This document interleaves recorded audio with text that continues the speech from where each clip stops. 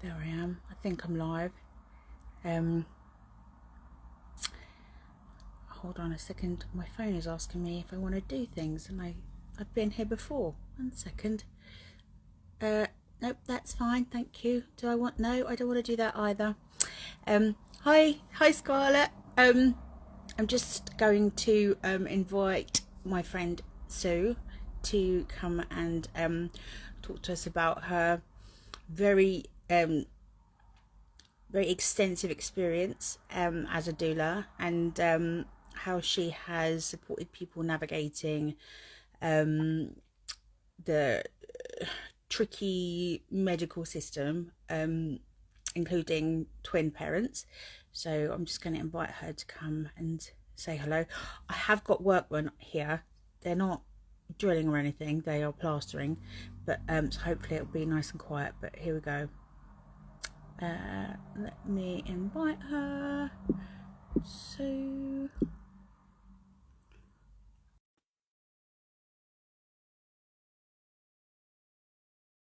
come in. Hold on. Am I gonna have to wing this? Whilst I wait. So are you there?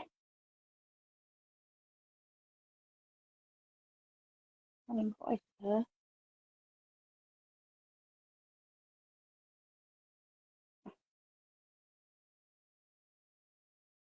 Hold on. She'll be here in a second. I don't even really know what to talk about whilst I wait. Well, I registered all my youngest children today. Yeah, like that was an easy decision. It wasn't as impulsive as it seems when I am talking about it now, but uh, isn't able to join. I've been thinking about it for a long, long time, and see if she'll. And then I took the plunge, as it were. So, are you watching?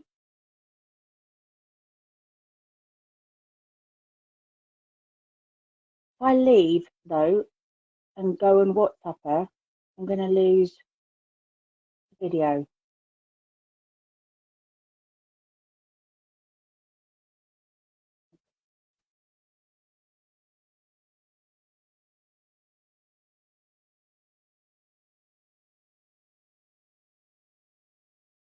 Might have to do that to try and give her some tech advice. See if she's struggling. Hold on. Hang on. She's pressing to join.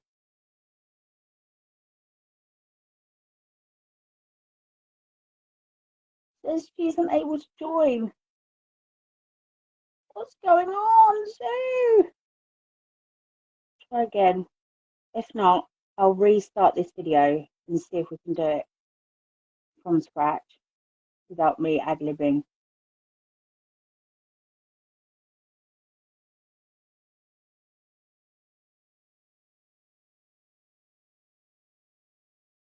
Okay. I've invited you, Sue.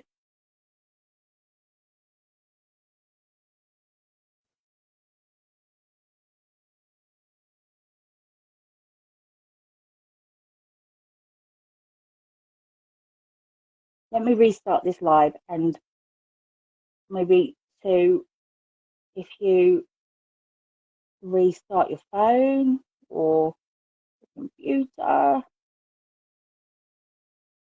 and then let's try again. Hang on, let me just invite her one more time. Let's see.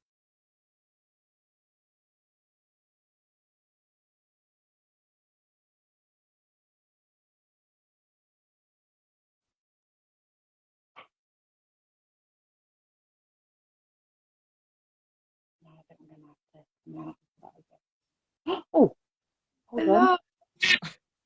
Oh, turn the camera around, so. Oh, Oh, I sorry. can see the naked neighbour across the street. I am here. Sorry about Hello. that. That's all right. How are you? I'm good. I just don't know how to use Instagram, clearly. Well, you're looking very glamorous, I have to Yeah, say. thank you. I did put on some lipstick just for Did you? you. Good for me. Oh, thank you. I do feel very, very special. Um, so thank you for agreeing to come and do this. It is super awkward, right? And I feel awkward. So if you don't, then there's something not right with you. So we'll both be awkward together. And yeah, so you, I guess I'm going to leave it to you to tell us a little bit about yourself. How long you've been a doula? What made you become a doula? Doula. Story. I'll try and keep it brief. Go for it. Okay. So I had my boys when I was really young, and I thought about training to be a midwife, but we were just, young and stupid and not very together. So that kind of didn't happen. And I just thought, oh, I'll do it when the boys are older. And then kind of forgot about that in the mayhem of, at some point becoming a single mum and bringing up kids. And I trained to be a massage practitioner. And then at some point I did my pregnancy and postnatal massage training. And then there was that sort of like light bulb moment of like, yeah, this is what I was interested in all these years ago. And then luckily for me, my massage teacher started running a massage for labour course, and it was verified by Doula UK. Although for some reason it's not on their list anymore of verified courses, but it was a verified course, verified by the lovely Bridget Baker, who was then my mentor. And I started hearing about doulas, and I was like, wow, well, that's my perfect job. I don't have to work for the NHS. I don't have to do a 3-year degree. I can support women in the way that I want to and in the way that they want to be supported. How many years ago was that? Sorry? How many years ago was that? 15, I think, about 15 years ago. Long time in doula years. Yes. You Yeah, were one that's of why the the grey hair, you see, it's all the first. stress in the system. Yeah. Well, that's what you wanted to talk about a little bit is and rant away if you wish. You can rant. Okay. But yeah, how do you find supporting families through the maternity system, and especially, I guess it's difficult at the best of times, but when you've got, perceived to be high risks compared to, actual high risks and all that sort of thing. What's your experience with that? Well, as you know, Sarah, the maternity system is under a huge amount of pressure, particularly at the moment. But I mean, even before the whole pandemic situation, things were in a mess. There's just gradually been, it's been underfunded for decades.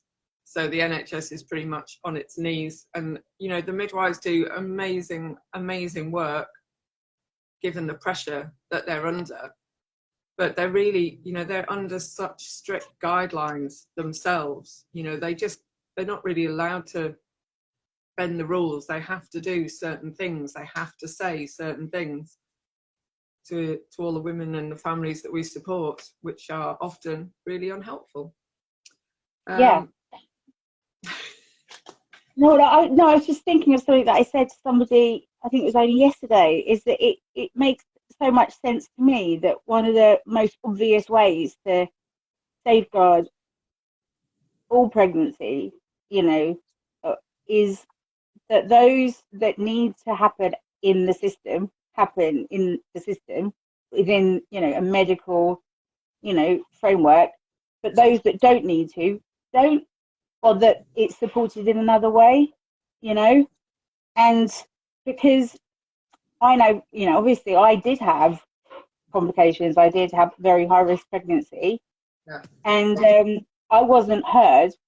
And because of they were so overwhelmed, they couldn't hear me, and I didn't have any continuity.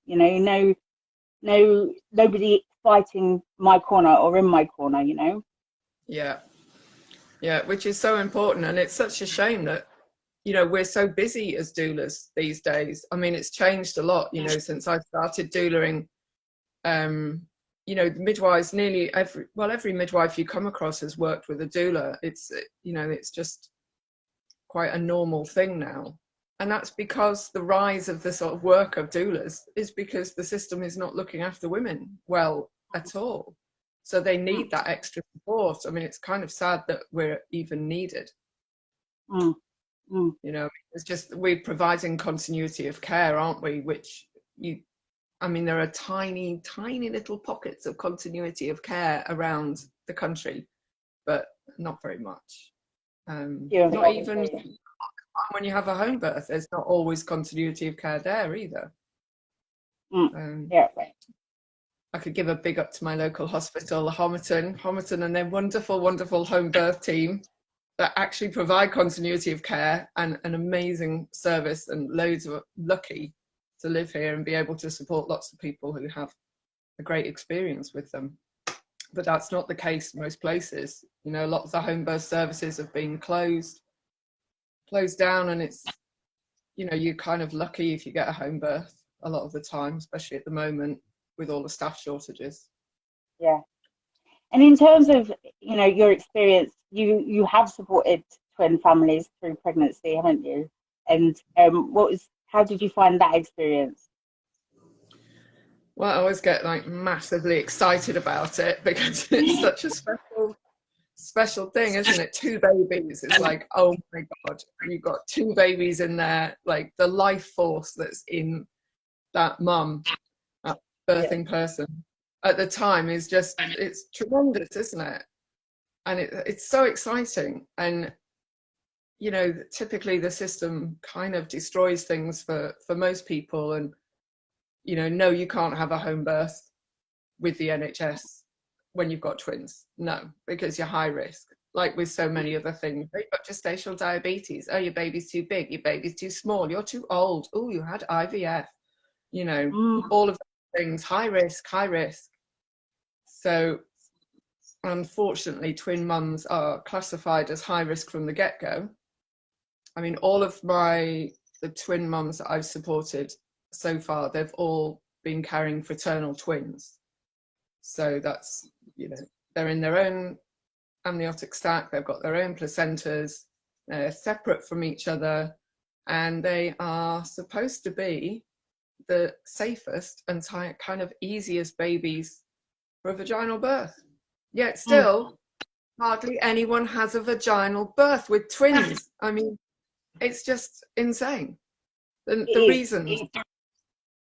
reasons that are so many. Well, the thing is, I think that when I see Kemi post statistics for different areas, and I see that they use the umbrella term of twins to record twin births, and that really is that's troubling to me, because to treat all twin birth or twin pregnancies the same way as you may need to treat monochorionic twin pregnancy or multiple pregnancy is not necessary, and the risks that we read about, or that you read about when they talk about twin risks, are usually from those that share a placenta. So to lump all multiples or all twins into the same pot is not fair, because it doesn't protect those multiple pregnancies that need that protection, and it also doesn't protect those pregnancies and births that don't need quite so much attention and medicalization, or the worry for the mum or the family. It's not necessary, because it's petrifying being pregnant with twins, because that's how they make it. The twins, I mean, not the medical. profession, no, but the medical professionals, they do. And I did have a vaginal birth, even though I had complications, because I was supported by a dealer and an independent midwife. And I would love to see more people achieve physiological birth with twins. And I there's know. no I mean, need. you hear about those births, don't you? And you know, we're always amazed. You know, we see them on social media, and you do hear about them occasionally, and it's just like, oh my God, it's so exciting because it hardly ever happens. And it's like, well, you know, it's the same with most pregnancies, isn't it? It's just like, you know, the fear factor that's put onto people, the fear that's just instilled into first-time mums, people carrying twins, you know, all sorts of, you know, there's just all sorts of complications that are made to sound really scary, whereas most, they're just variations of normal. You know, if you think before we had scans, people didn't always know that they were carrying twins or triplets. They didn't know which way round the baby was. They just, you know, gave birth to them, and the midwives had those skills that they needed to manage those births. And nowadays, those skills are being lost, aren't they? Like with the breech birth, because people aren't being taught and people aren't experiencing them because everything's so controlled in the medical system. Yeah, with the twin, I've actually only managed to support one vaginal twin birth so far. She was a second-time mum, so she'd already had a vaginal birth, so great. Had the fraternal twins, so she was all good. And we were really lucky on the day that we just had, you know, the midwife said to us, "Oh, I'm the hippiest midwife you're going to find in," I shouldn't say, little. And she was amazing. You know, she kept everyone out of the room for as long as possible.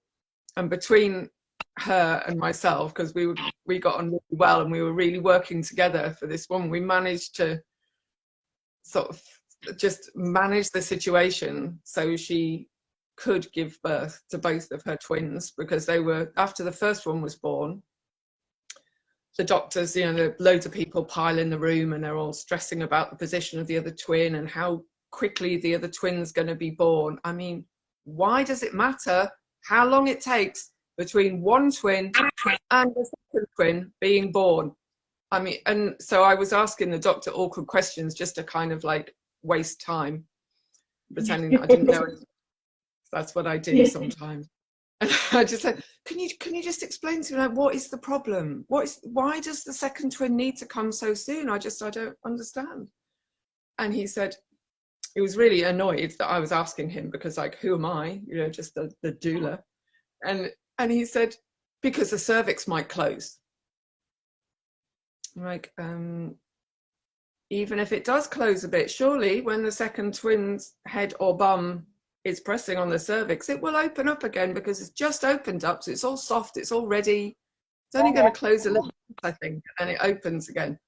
I mean, it's just insane. They wanted to take her into theatre and give her an epidural, and it's like, yeah, okay, we can see what you're planning here. It's like, leave her alone, thank you very much. And she gave birth to her second twin, and it was all wonderful. And how many weeks was she? It's a good few years ago now. I think she was 37 weeks when she went into labour. Wow, that's good. Yeah. Yeah, and then I tell you one big thing that I'm trying to find out at the moment, and I don't know if you know the answer to this, Sarah, is why do twins need to be born by 38 weeks? Do we know why? Is there actually any decent research for fraternal twins? I know there's all sorts of complications with the twins who share a placenta. There's potential complications, and they're a different scenario, aren't they? Like you said earlier. Yeah, completely different. And I think, I did, at one time I heard that they present as being term 37 weeks.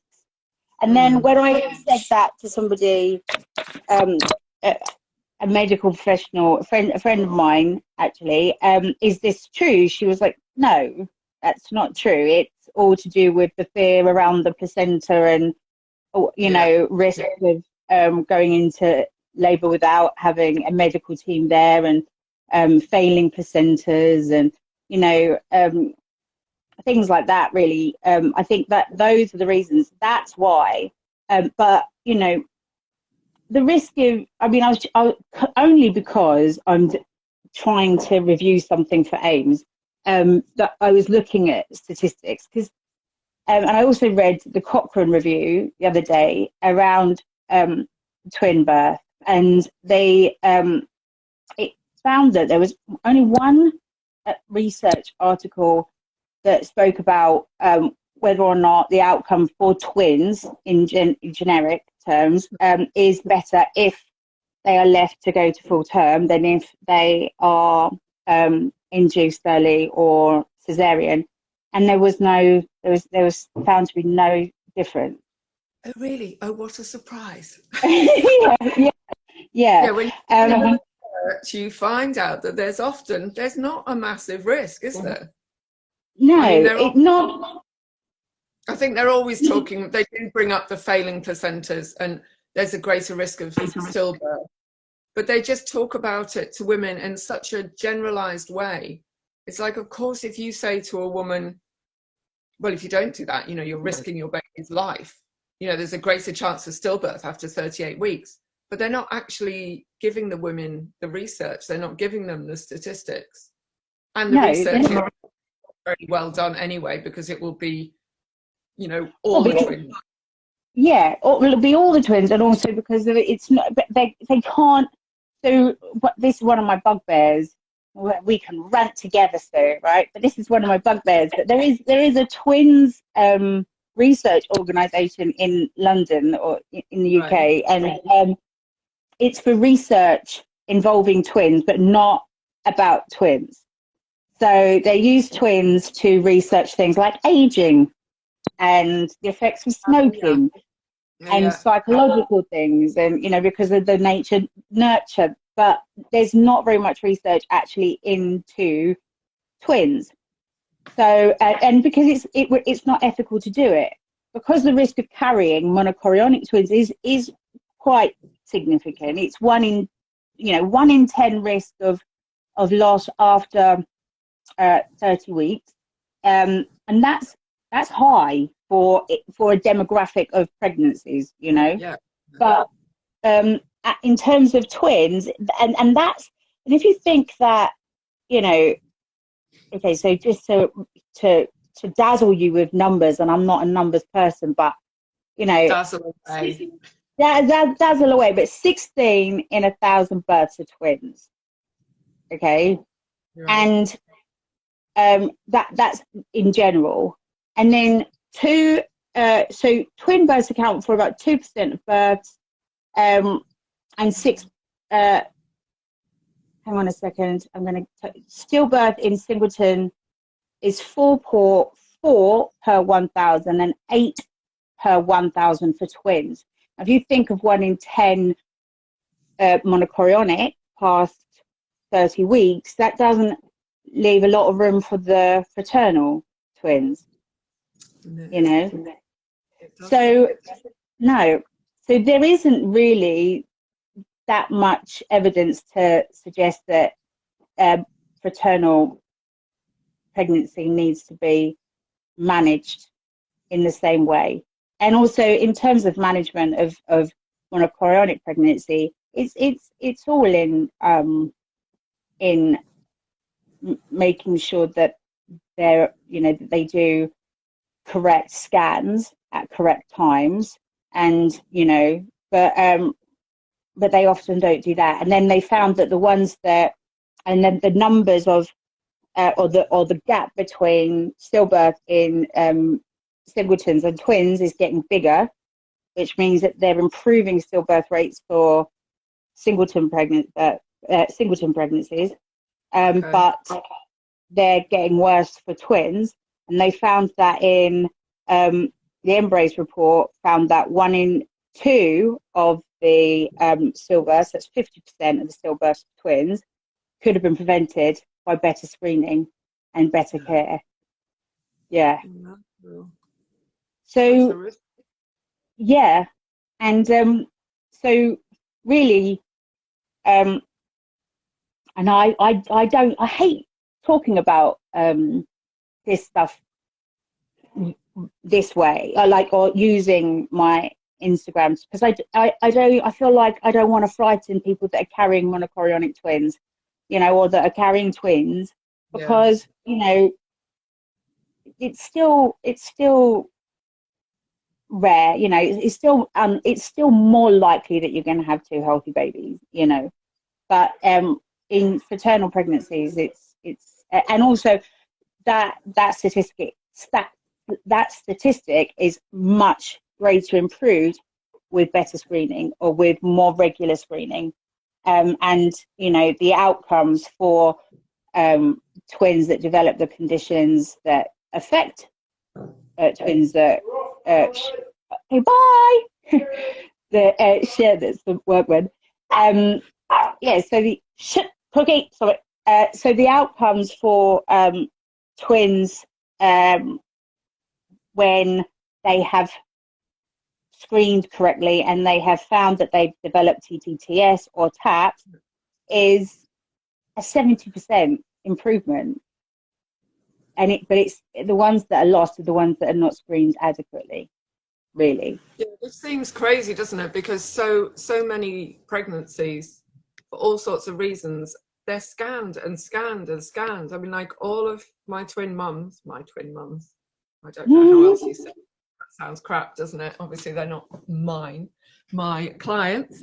They've all had the fraternal twins, and they're scanned every few weeks.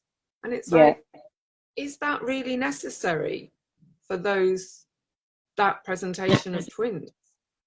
Because you know what it's like. The more you scan, the more you find things. It's not that. Yeah, it's not that fraternal twins can't develop TTTS. It's just incredibly rare, and it's rare. It's so rare. And is the risk great enough to keep bringing mum into a hospital environment, which in and of itself isn't always the safest place to be, No. It's not a stress-free environment, is it? No, it's not a stress-free environment. And it's also, if in terms of monochorionic twins, if those twins are even or in a fraternal pregnancy, if the mom or pregnant person wants to have that monitoring, it still doesn't mean that they have to have a cesarean at the end of it or be induced at the end of it. I know. Well, just with the recent, I just get so cross about the twin, so cross about so many things in the world of maternity. But since we're talking about twins, we'll just stick to that. Otherwise, I could rant on forever.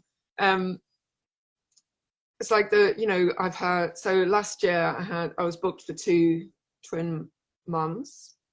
So the first lady, they were her first babies, so first pregnancy, and there's so much pressure on the positioning of the babies, isn't there? So she did all the spinning baby stuff, and it did not help her. Unfortunately, did not help her baby switch round. So her presenting twin, the twin that's coming first, was breech, and then that's just like an automatic no. It's like no, because well, why not?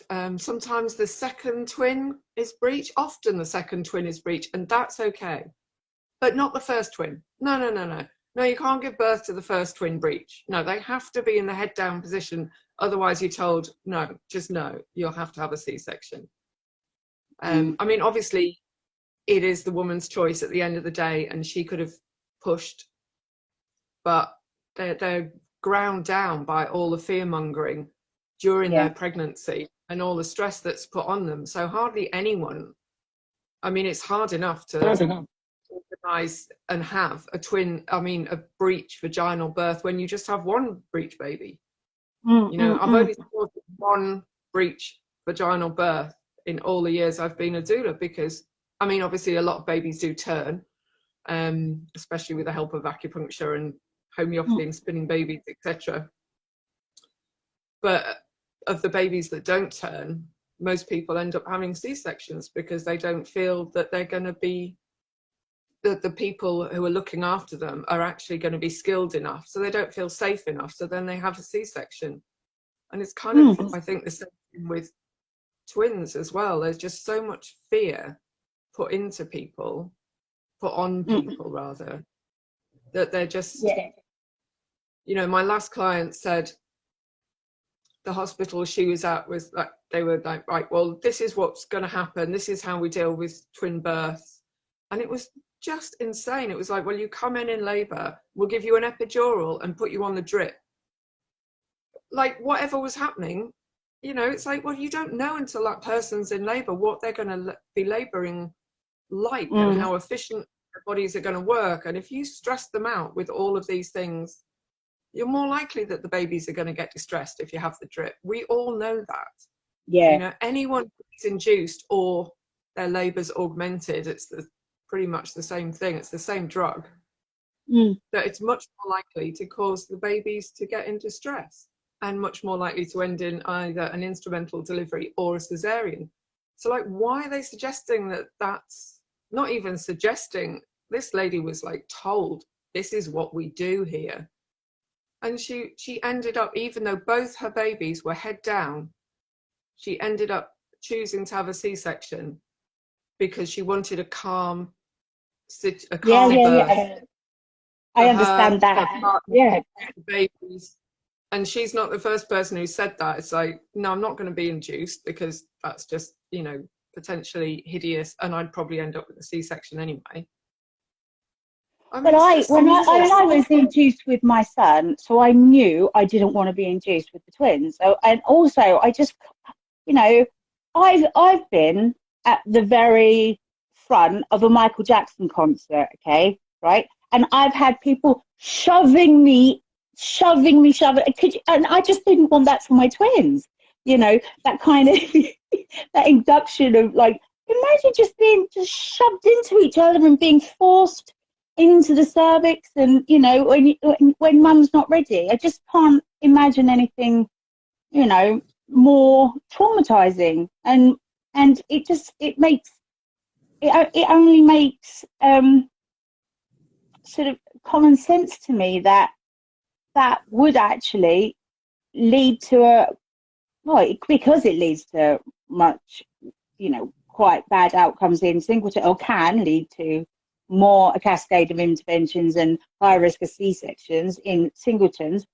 Of course, it's got to also lead to much higher incidences of cesareans and distress in the babies, and then of course what happens is that babies are born and they'll blame mum's cervix or the cord around the baby's neck, or it will never be because we induced them. It's actually those massive amounts of synthetic oxytocin that we pumped into your body that actually probably distress the babies. No one ever says that, do they? No.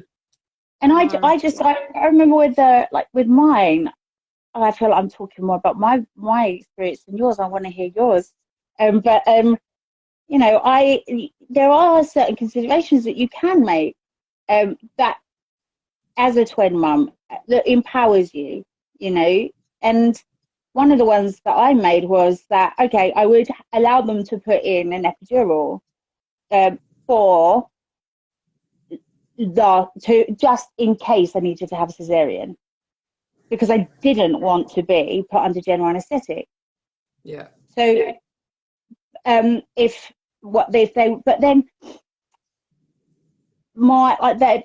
were 32 weekers, so there was more risk of the baby spinning around, you know, and all that sort of thing. But I mean, I think if you've got term twins, what would I do? If I was pregnant with paternal twins, I would consider home birth. Yeah, but then you'd have to hire an independent midwife, wouldn't you? Because you can't have a home birth with twins with the NHS. As far as I know, anyway. Certainly nowhere around here. I've not heard of it. So but can they outwardly refuse to send someone? I mean, back in the day, because I remember the midwife that was sort of managing the part where up between Kitty being born and Willow really sort of clung on tight and held Willow in place. And that was skill, you know. Yeah. And I would imagine when midwives were midwives and not, you know, nurses, you know. Not obstetric nurses, you mean? Yeah, not obstetric nurses, yeah. They would have that skill, and also because we you know, with the lack of the pill and, you know, having more babies and, you know, and into much later, and, you know, and then, you know, we've got two ovaries, so there's always the chance that both will chuck out an egg, you know. So they would have been more skilled, but it just seems that skill's been lost because of the amount of women that are sent for C-sections for seemingly unnecessary reasons. Yeah, no, absolutely. I mean, one of my twin mums she was another second time mum. So we were like super hopeful that she'd be able to birth her babies, and she was all, you know, geared up for it. And unfortunately, she got preeclampsia. So she had to have a C-section, which was a shame. She's doing amazingly and fully breastfeeding her babies, which is awesome, and a lot of hard work. She's doing amazing. But yeah, it's not allowed to do so many things. And it's like, yes, you can push back against the system. Yes, people know it's, well, when they've got doulas and when they're well researched, they know it is their choice. But, you know, what choice is that? It's like, well, yeah, you can choose, you can insist on giving birth to your babies vaginally in hospital, but who are you going to have looking after you? Are those midwives going to be scared?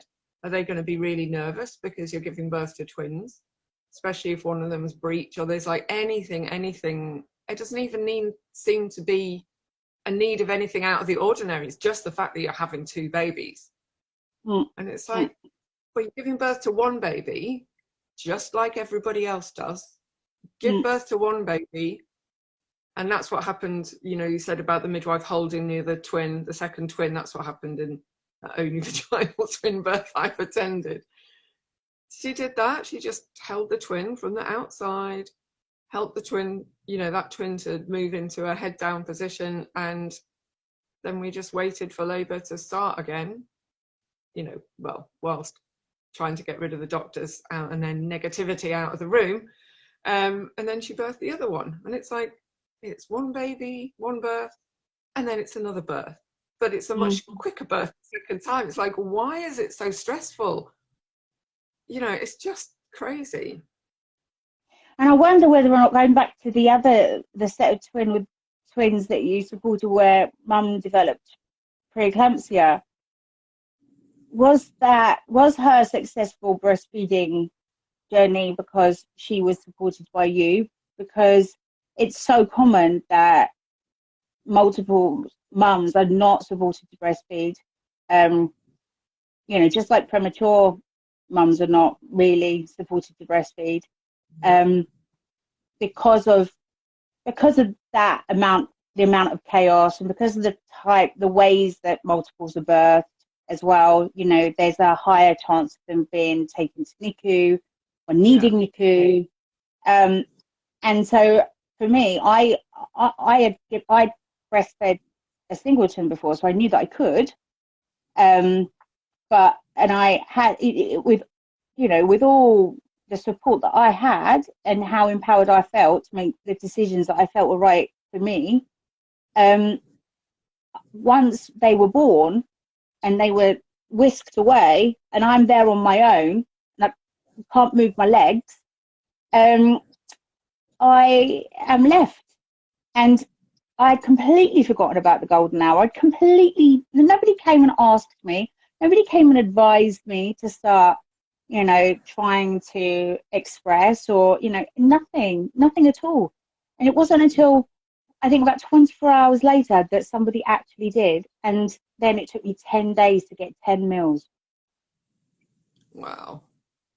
Yeah, 10 days. Wow. But you went Do you on think to fully breastfeed them? I did, but did your, with your woman that you supported, did she have support, do you feel, to breastfeed, or was that because of your support? Well, I mean, it's a combination, because we discussed, again, she was a second-time mum who has breastfed her twins exclusively, and it's really common that people get into trouble with it. But obviously she'd already breastfed a baby, so it's kind of a bit easier the second time round. You know what you're doing, and your body's more primed for breastfeeding when you've already breastfed before. So she was just determined, and she felt like she'd sort of given up the birth that she wanted to have the C-section, just so it was like a calmer situation. So she was absolutely determined, and she's got a lot of help at home. She's got mother-in-laws around the corner, etc. Yeah. Who are amazing and really hands-on. I mean, whether she would have managed it without all of that help, it would. And she is, they're 5 months old, and she's still completely and utterly exhausted. Yeah. But yeah, I mean, I think, when people are sort of, shall we say, persuaded or coerced into having a C-section, especially the first-time mums, they don't realise, and they are not told by the medical profession, all the knock-on effects. Because, for the doctors, they're just like, well, let's just give you a C-section, we'll get the babies out live and well, and, get you home as soon as possible. And it's like, well, that's great from your point of view, because you never see those people. You don't see that family again. You don't see them struggling to feed their twins because they've had a C-section without any labour, which means their milk is probably going to be a bit delayed in coming in. Yes, my clients, all our doula clients will tell them and explain about antenatal expressing of colostrum, etc. So they'll hopefully have a little stash extra of colostrum. But most people don't know that that's a good idea to do if they're going to have a C-section. And then, if they haven't got really good support in the hospital and they're sent home really quickly after having a C-section, even with twins, generally like 2 nights, like, yeah, you're fine, your babies are fine, off you go. And one of my clients was told her babies were latching on really well. Oh, they're latching on really well. Great, you're doing great. Yeah, of course you can go home. Day 5, she's back in hospital with babies that have lost a lot of weight, a little bit dehydrated, and massively jaundiced. And it's like, what are the hospitals, how are they supporting women to breastfeed? I mean, they're not. They don't really sit down with, I know they don't have the time, to be fair. I know the midwives just do not have the time. It's not they don't want to. They just don't have the time to sit down with people and actually watch them breastfeeding. I think also, though, that I just wonder whether or not there's any sort of ongoing sort of updating of training or anything, because, I can remember when I was pregnant with my girls, and the midwife that I had, she was actually about to retire, and mine were the first set of identical twins that she'd actually been at the birth of, probably because the majority of them are C-sections, Yeah, sure. but also, they're very rare. And and I can't tell you, because I knew that something was wrong, and that's one of the things that I always like to make sure that people hear me say is that I really believe in instinct, because I knew that something was wrong and nobody listened to me, you know. But the amount, and I mean, I was in and out of the hospital, going in and out of labour almost continually from at least 27 weeks, and I say, oh, they're twins, and they're modi, or they're monochorionic, or they're monozygotic, and they'd be like, what does that mean? And I'm using the medical terminology for what identical twins are, and or twins that share a placenta, and they just did not know the amount of midwives that did not know. So I think that a lot of them just don't know how to support people that have given birth to multiples, or that have had cesareans, or that have premature babies, or and as you say, they don't have the time. We just simply don't have the time. We certainly do not have the time, and a lot of midwives don't have the skill either. I mean, another thing clients are always saying is, you know, if they're getting really sore and we're working on latching, and you're like, maybe get them checked out for tongue tie, especially, you know, the smaller they are, the premature babies are more likely to have a tongue tie. And they're like, oh, no, the midwife told me my babies haven't got tongue tie. Or the pediatrician even, who did the full baby check. No, they checked. No, they did. No, the baby hasn't got a tongue tie. And it's like, well, why are your nipples destroyed then? You know, I can see that you're doing all the right things, but it's not happening. Low milk. And they often only look for underneath, but there's lip ties as well. And my twins, I got really lucky. Mine both had that, so much so that when their teeth came through, you could see the divide between where they started to come through. And they clicked the entire time they nibbled at my nipples. And they were always on the breast as well, even for twins. But, you know, for you, if you were, you know, I ask this question a lot to people that, you know, have as much experience as you, or that have supported families with multiples. But if you had a doula that had never supported multiples through pregnancy, or even if you've got like a set of things in your mind that you know to advise your clients of, to consider about their pregnancy, their birth, and after, what are those things? It's a big question. Yes. Well, yeah, lots of things popping into my mind. I mean, I would say you really need to know your hospital policy, and you need to start quite early on, even when, and I think this is a tricky thing for a lot of twin mums, is, you know, they don't, early on in your pregnancy, you don't know what position your babies are going to end up in. So there's always this thought at the back of their heads of like, well, I might have to have a C-section. Always might have to have a C-section because of the position of the twins. So then I find it kind of puts people off preparing for a vaginal birth, because they might not actually get the chance to do it. So I'm always trying to persuade people to just, you know, think positively, assume that you're having a vaginal birth until occasionally you're going to find out otherwise. Do all your birth prep.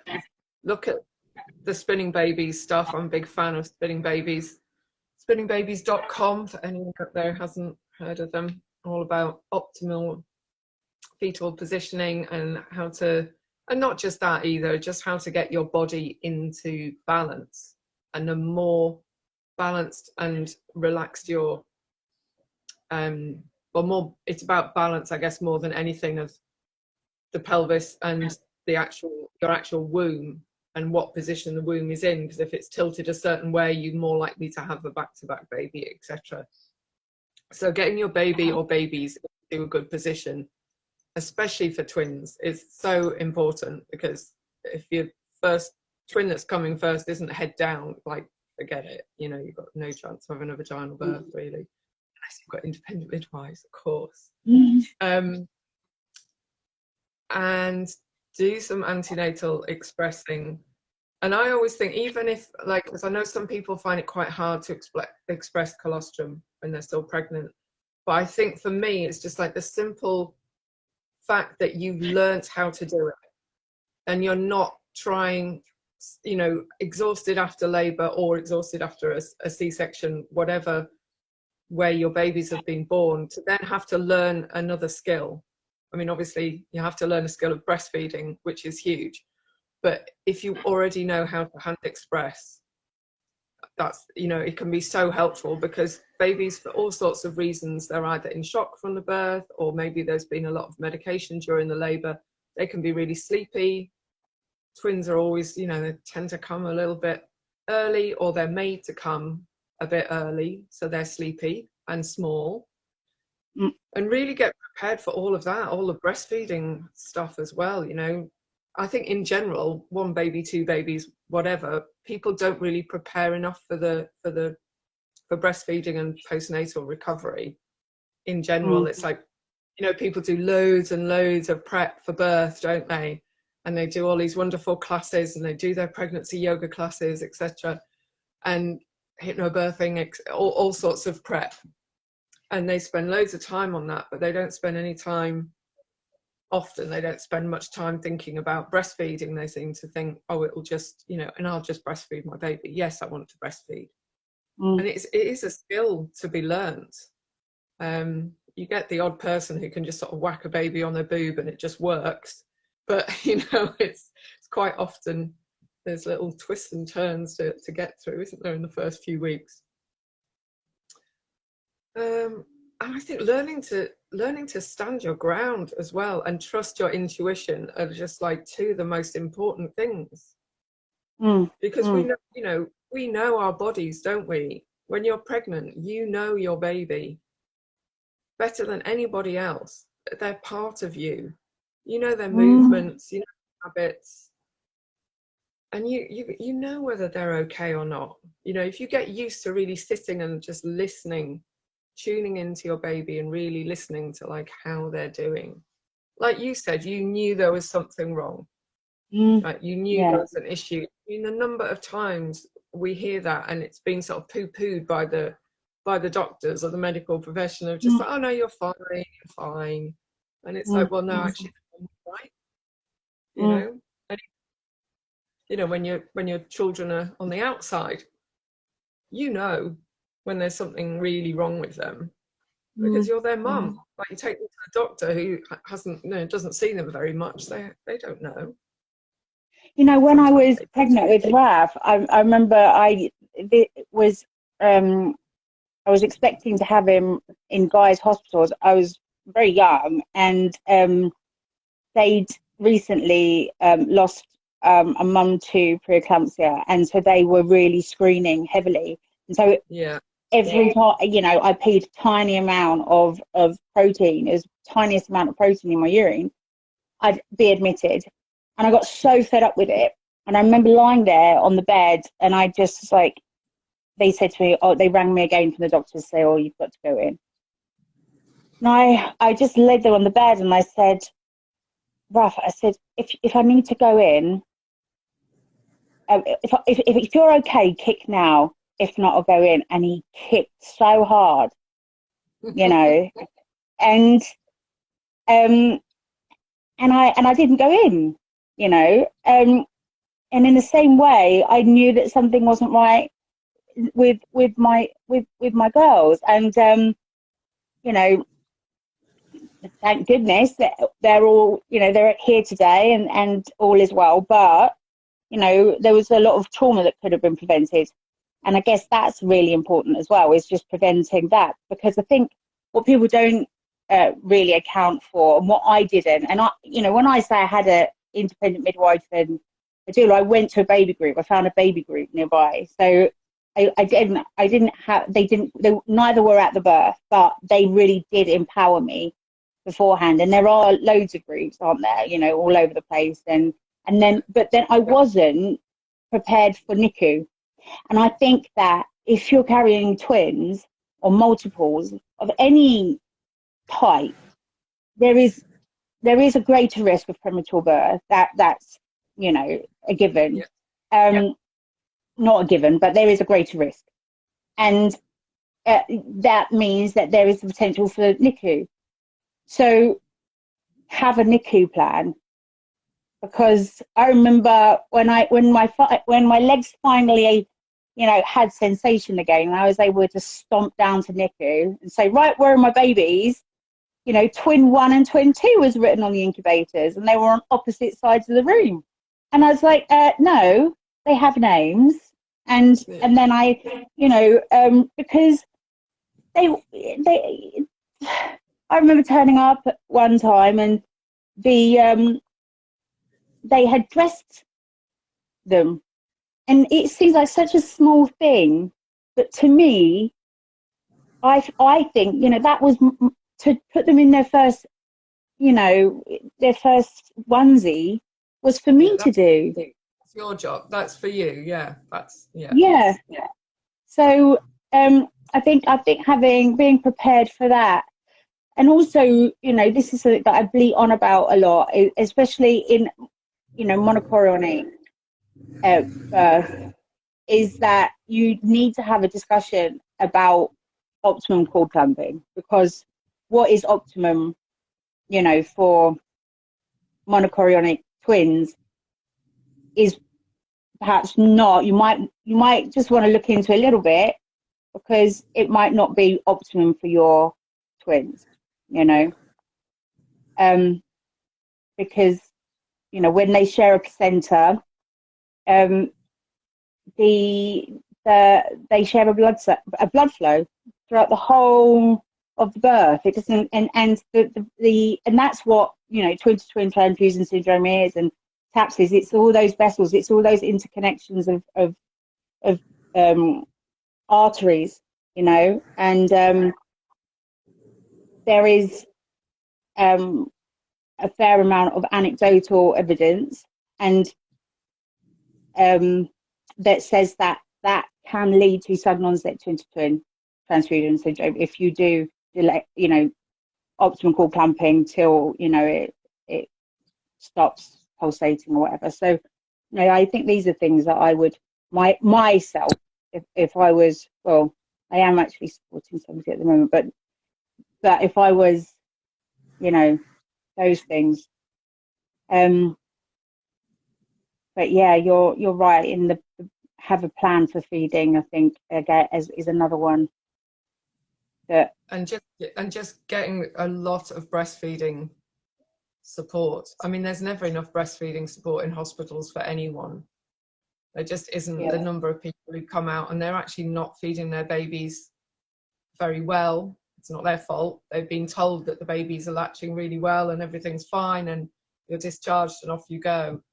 And a number of, I mean, they would just save themselves so much time and money if they helped people properly in the first place, made sure that babies were feeding well and transferring milk or colostrum when you're in hospital before they send them home. And then they wouldn't have so many people coming back with super jaundiced babies or babies that have lost a load of weight. And that's so traumatic for, you know, a new mum to the, you know, the midwife comes round on day 4, day 5 and tells them, oh, your baby's lost 16% of their weight. You know, your baby's super jaundiced. You have to go back to hospital. And going through that whole, you know, A&E with a newborn baby or babies, it's not good. No. And I think as well, is that the whole, you know, if you have got, I think this is for premature babies, because the NHS, I don't know if it's the same now, you'll probably be able to tell me if it is, but in, I'm only talking from my experience of giving birth to my twins, where, you know, you've got vastly more experience of supporting people that have given birth. But in the NICU that I was at, they were not allowed to tell me that there was my babies would probably leave sooner because they were tube fed, because they didn't have the swallow reflex. That they were not allowed to tell me that I'd leave sooner with them if I was to put them on a bottle first and then establish breastfeeding at home. But I fortunately met there was I think she was actually from New Zealand, strangely enough. I love these New Zealanders. And she said to me, "No, I'm not supposed to tell you, but I can get you out in 3 days." And I was like, "Okay, tell me how, I'll sign," you know. She said, "Okay, let's get them on a bottle and then you can get home." And I said, "But they've said that if I put them on a bottle, they won't go on the breast." And she said, "Okay, that's not necessarily true either, you know." And so that's how I did it, is that I, you know, did get them out in 3 days. They consistently, because they have to gain weight over 3 days. Yeah. And so, I mean, how is it like that now in NICU, or is that across the board in the hospitals that you have supported families in, that they're not allowed to tell them? I don't actually know much about NICU because thank goodness, hardly anyone's babies have gone to NICU that I've supported, so I don't really know much about it. Yeah, what I do know is they're generally not very supportive of breastfeeding, but maybe that's why, like, give them the bottle and get them out of there. I'm always a bit suspicious of that, you know, give them a bottle and get them out as soon as possible, because then that's generally, it depends, I think, very much on how old your babies are. It's probably very different with a premature baby, because all of my clients have had term babies.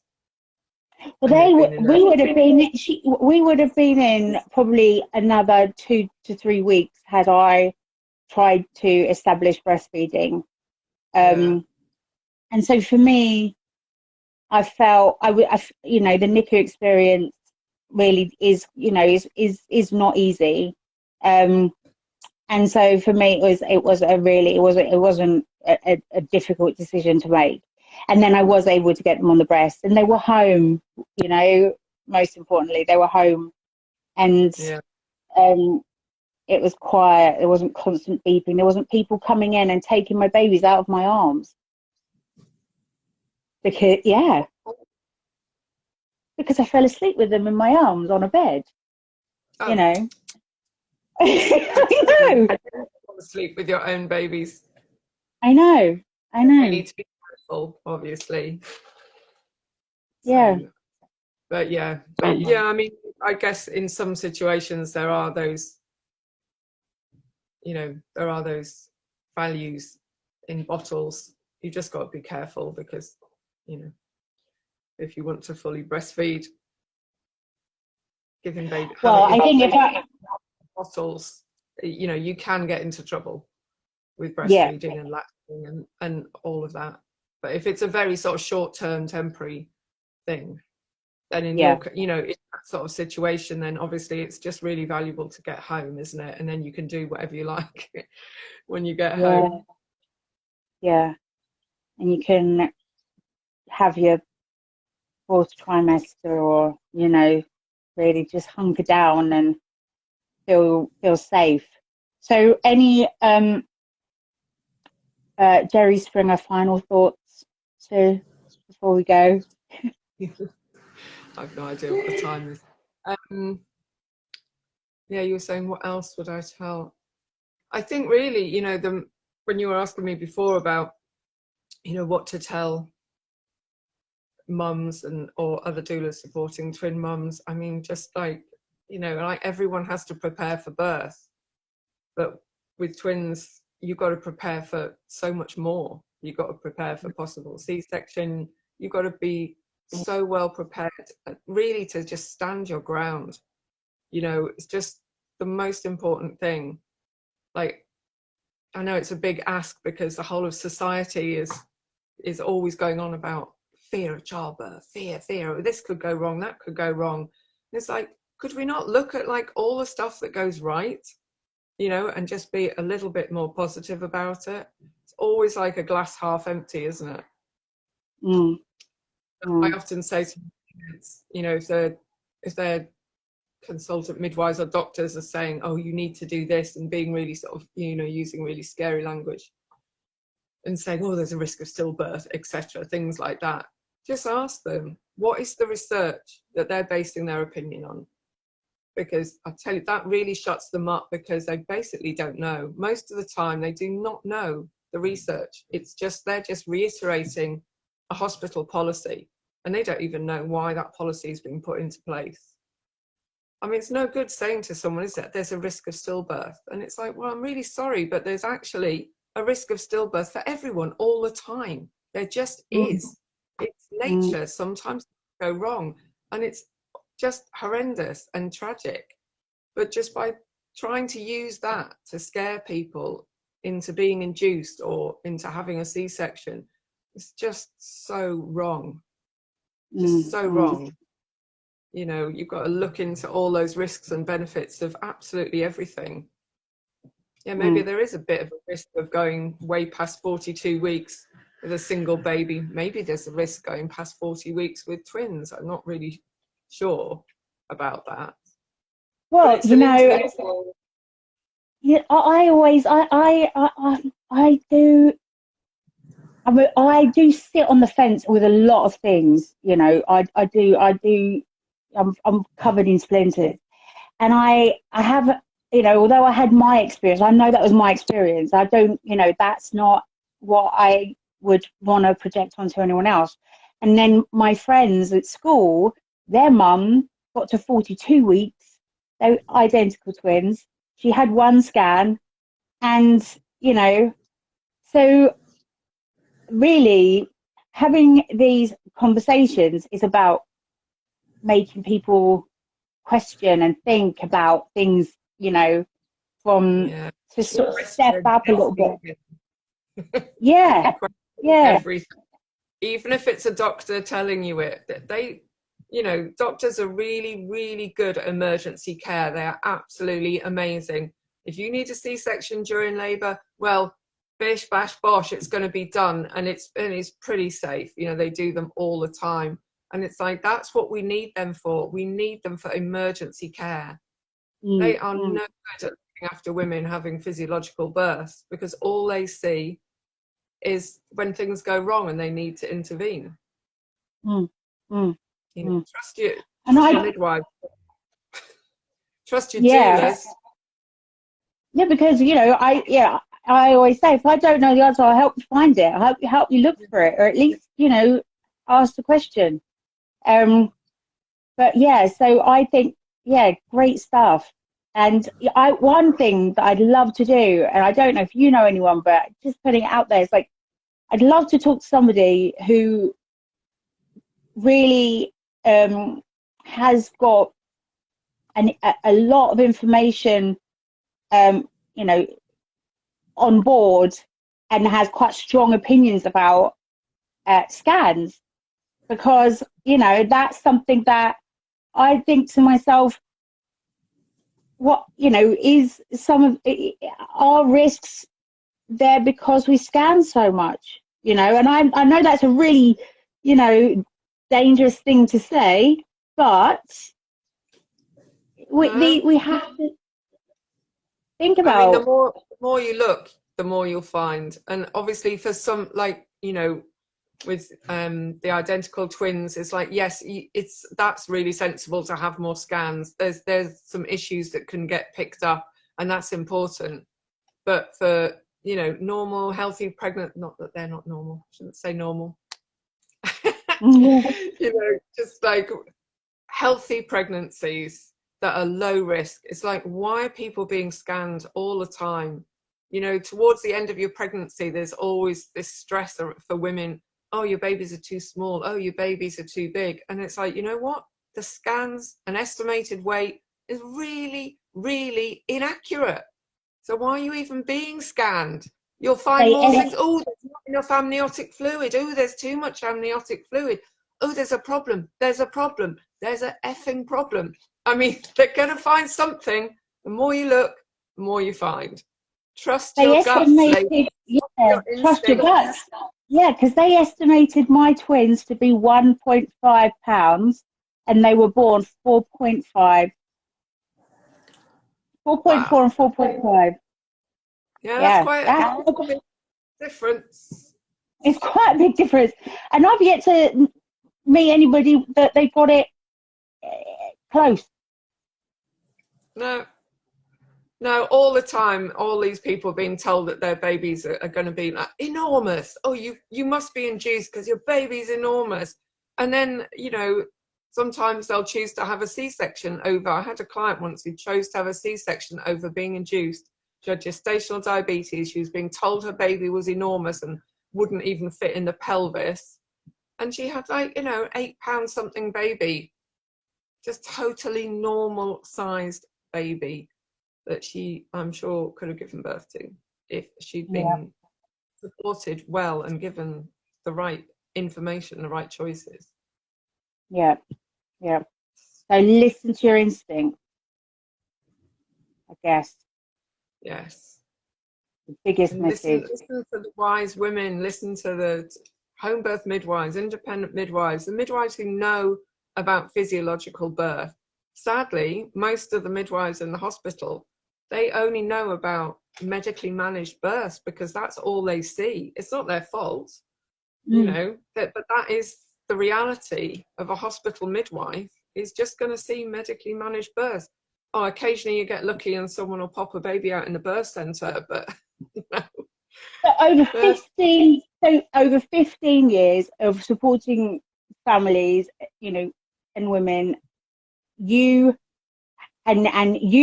support a lot of births, don't you? You are, how many do you have a month? I mean, it varies a lot. I think I've supported about 140 families 140 for births. I think it's something like that. And the overarching thing for you is instinct, would you say? Yeah, absolutely. But you know, it's just frustrating, isn't it? Because you're just battling against the system and people's perceptions all the time of just like, no, just trust yourself. You know, you're not overdue when you're 40 weeks. You're not overdue until you're past 42 weeks. I'm forever saying to people, 37 to 42 weeks is term. You look in any bloody medical book and it will say 37 to 42 weeks is the normal range of pregnancy. Then why are we scaring the crap out of women at 40 weeks? I mean, you know what it's like. It's the same for so many things. It's just fear. Something might go wrong. It's like, you know what? Something might go right. You know, we might actually be able to give birth to our babies without any assistance at all. And in the right circumstances, most people can. It's just we don't have the right circumstances anymore, do we? If you're going into hospital, it's far from it. Yeah, absolutely. Well, thank you so much for talking to me and looking so glamorous. You're welcome. And I managed not to swear until right at the end. Oh, did you swear? I didn't even notice. Only a tiny bit. No, don't tell. Nobody will know. All right. Well, thank you again, and we'll speak soon. Yeah, thank you for having me. Thanks for listening, everyone. Thank you. Bye. Bye.